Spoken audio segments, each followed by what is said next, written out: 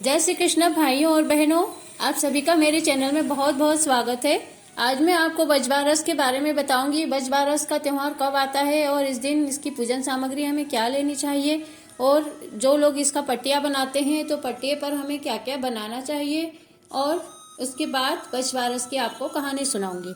तो चलिए शुरू करते हैं। बजबारस का त्यौहार भादव महीने के कृष्ण पक्ष की बारस के दिन मनाया जाता है, और इसकी पूजन सामग्री में हमें कंकु, चावल, अबीर, गुलाल, हल्दी, कलावा नाड़ा, पानी का कलश और कोई भी गोल मिठाई लेनी चाहिए। और खासकर इसमें भीगे हुए मोट, चने, बाजरा लेना चाहिए। और बाजरे के आटे की मोई बनाई जाती है। मोई यानी आटे में शक्कर और घी मिलाकर उसे मिक्स कर लिया जाता है, और वो मोई पट्टिए के ऊपर चढ़ाई जाती है। पूजा करते वक्त हमें पूजा की थाली में दूब भी रखना चाहिए, जिससे लड़कों को दुबड़ाया जाता है। इस दिन कई लोग गाय बछड़े की पूजा भी करते हैं, तो गाय बछड़े की पूजन सामग्री लेनी चाहिए। गाय को ओढ़ाने के लिए एक लाल कपड़ा लेना चाहिए, और गाय को खिलाने के लिए मक्के की या बाजरे की रोटी या फिर बाजरे के आटे के लड्डू भी बनाकर कई लोग गाय माता को खिलाते हैं। अब मैं आपको बताती हूँ कि जो बजबारस का पट्टिया बनाया जाता है उस पर हमें मेन क्या क्या चीज़ें बनाना चाहिए। जैसा कि कहानी में बताया जाता है कि साहूकार साहूकारनी और उनके 7 बेटे और 7 बहू थे। तो साहूकार साहूकारनी 7 बेटे 7 बहू बनाना चाहिए, और गाय बछड़ा बनाना चाहिए, और एक बीच में तालाब बनाना चाहिए जिसमें दूध दही भरा जाता है। चारों कोने पर 4 कंगूरे बनाना चाहिए, और इस पट्टिए को चारों तरफ से कंगूरे बनाकर सुंदर सजाना चाहिए। इस तरह पट्टिया बनाया जाता है, और फिर गाय बछड़े और 7 बेटे 7 बहू, साहूकार साहूकारनी सभी की ये पूजन सामग्री से पूजा की जाती है। और जो बीच में तलाई बनाई है उसमें दूध दही भर कर और उसके ऊपर मोट, चना ये सब चढ़ाकर और उस तलाई की भी पूजा की जाती है। बजबारस की पूजन विधि बताती हूँ। जो लोग पट्टिया पूजते हैं तो पाटिये में जो बीच में तलाई बनाई जाती है उस तलाई में सबसे पहले दूध और दही भर देवें, और फिर उसके बाद पूरे पट्टिये में जो 7 बेटे बहू और गाय बछड़े साहूकार साहूकारनी बने हैं उन्हें पानी का छींटा देकर कंकु, चावल, अबीर, गुलाल, हल्दी, मेहंदी सब चीज़ें चढ़ावें, और बाजरे की मोई चढ़ावें, और तलाई में दूध दही भर देवें, उसमें मोठ और बाजरा चढ़ावें, गुड़ चढ़ावें। और इस तरह से तलाई की पूजा करके पाटिये के पास कटोरियों में मिठाई रख दे। घर में जितने लड़के हैं उन सब लड़कों के लिए अलग अलग मिठाई रखें। इस तरह बजबारस की पूजा करने के बाद फिर इसकी कहानी सुने। और जो लोग गाय की पूजा करते हैं वो लोग गाय बछड़े की पूजा कर दें। ये सारी पूजन सामग्री ले जाकर गाय बछड़े को चढ़ाएं, और गाय को मक्के की रोटी, बाजरे की रोटी खिलाएं, गाय की परिक्रमा लगाएं, उनके चरण स्पर्श करें, और इस तरह गाय माता की पूजा करके फिर बजबारस की इस तरीके से पूजा करके कहानी सुने और बायना निकाले। बायने में मोट, चना, रुपया, गुड़ या कुछ मिठाई रखकर उसका बायना निकाल कर और अपनी सासू जी या घर में जो बड़ी स्त्रियां होती हैं उन्हें देवें। इस तरह से पूजा करके और फिर गणेश जी की भी कहानी सुनना चाहिए। बजबारस के दिन क्या खाना चाहिए? बजबारस के दिन गाय का दूध, दही बिल्कुल भी नहीं खावें। भैंस के दूध और दही का इस्तेमाल करें, और ज्वार, मक्का, बाजरे की रोटी खावें, और ज्वार, मक्का, बाजरे से बने हुए व्यंजन खा सकते हैं। बेसन से बनी हुई चीज़ें भी खा सकते हैं। जैसे मक्का में आता है कि भुट्टे के भजिए बना सकते हैं, और भुट्टे का किस भी खा सकते हैं। छोले और मक्के की रोटी खा सकते हैं। बाजरे की रोटी खा सकते हैं। बाजरे के कई लोग लड्डू भी बनाते हैं, बहुत टेस्टी बनते हैं बाजरे के आटे के लड्डू। मोठ और चने छोंक कर मोठ और चने की सब्जी बनाई जाती है, और उसके साथ मक्के की रोटी, बाजरे की रोटी खाई जाती है। कई लोग कढ़ी भी बना लेते हैं अगर भैंस के दूध का दही हो तो। और कई लोग छोले बना लेते हैं, भजिए बनाते हैं भुट्टे के, और भुट्टे का केस बनाते हैं। इस तरह बहुत सारी चीज़ें खा सकते हैं। इसमें केवल गेहूँ और चावल नहीं खाना चाहिए। इस दिन चाकू से कटी हुई कोई भी चीज़ नहीं खाना चाहिए। इस दिन छोटे बच्चों को दुबड़ाया जाता है। दुबड़ाना मतलब कोई भी घर की दादी या बुआ अपने हाथ में दूब और मोट चना लेकर उसे दही में डुबा डुबा कर बच्चे के मुंह पर चटाते हैं। उस बच्चे को दादी या बुआ जो भी दुबड़ा रही है वो अपने घोड़े पर बिठा लेती है। इसे इस तरह से उसे दुबड़ाना कहते हैं और बोलते हैं, उबड़ाए दुबड़ाए दादी बुआ के घोड़े आए, उबड़ाए दुबड़ाए दादी बुआ के घोड़े आए। इस तरह बोलते जाते हैं और बच्चे को उस चीज़ों से दही खिलाते जाते हैं। बच बारस की कहानी। एक गांव में एक साहूकार रहता था जिसके 7 बेटे और बहुत सारे पोते थे।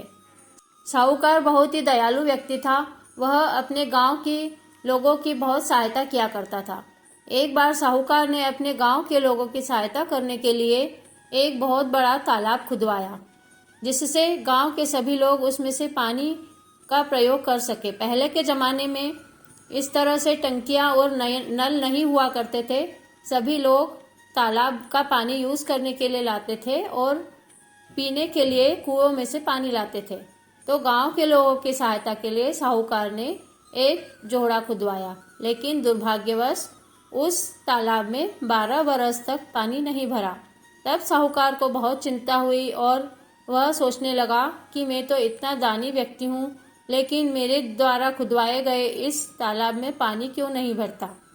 तब उन्होंने उज्जैन और काशी नगरी के पढ़े हुए पंडितों को बुलाकर इसके बारे में पूछा।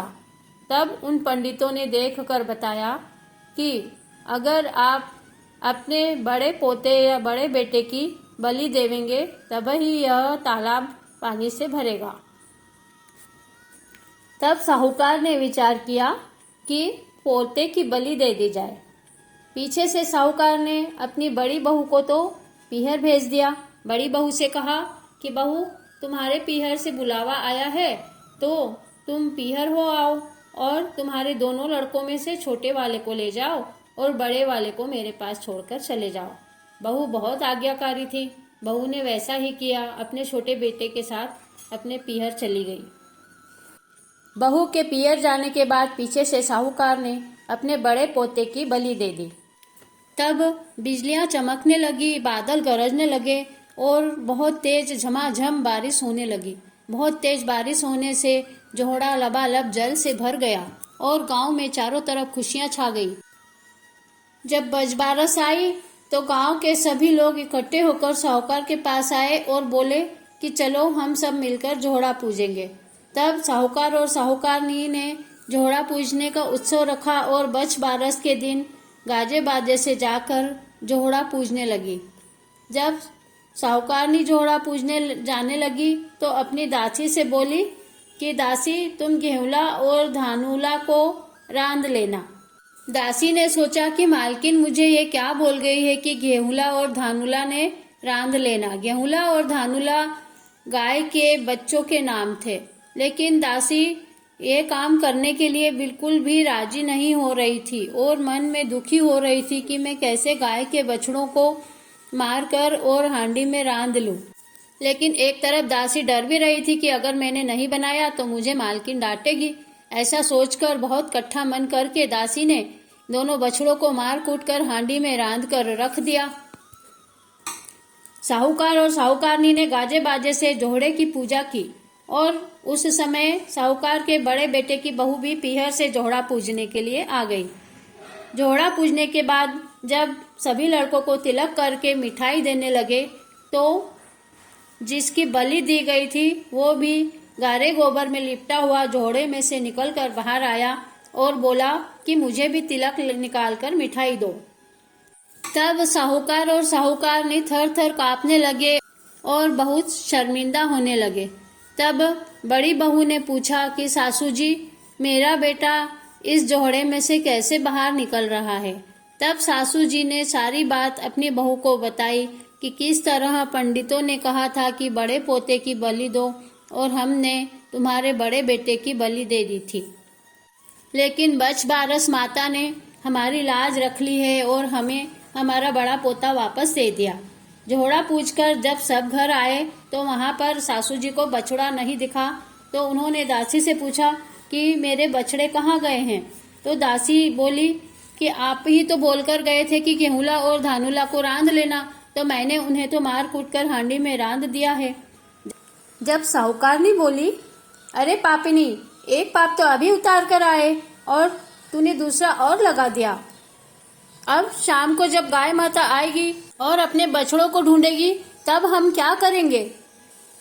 तब साहूकार ने उन रांधे हुए बछड़ों का मांस और हांडी को जमीन में गड्ढा खुदवाकर गड़वा दिया। तब साहूकार और साहूकारनी बछबारस माता से प्रार्थना करने लगी कि हे बछबारस माता, अब तुम ही हमारी लाज बचाना।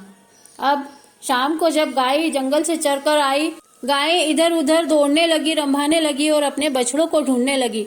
ढूंढते ढूंढते गाय वहां पहुंची जहां पर बछड़े गड़े हुए थे। तब गाय अपने सींग से जमीन खोदने लगी। जब जमीन खोद रही थी तो साहूकार और साहूकारनी बछबारस माता से प्रार्थना करने लगे कि हे बछबारस माता, अब तुम ही हमारी लाज बचाना।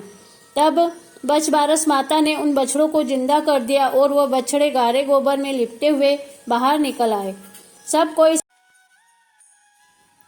कोई साहूकार से आकर बोले कि तुम्हारे बछड़े आ गए हैं। जब साहूकार ने खुशी खुशी जाकर देखा तो सच में बछड़े गाय का दूध पी रहे थे। साहूकार ने बछबारस माता को हाथ जोड़कर प्रार्थना की कि हे बछबारस माता, आपने हमारी लाज बचा ली है और पूरे गांव में ढिंडोरा पिटवा दिया कि सब बेटे की माँ बछबारस करें और जोहड़ा पूजे और गाय केड़े की पूजा करें।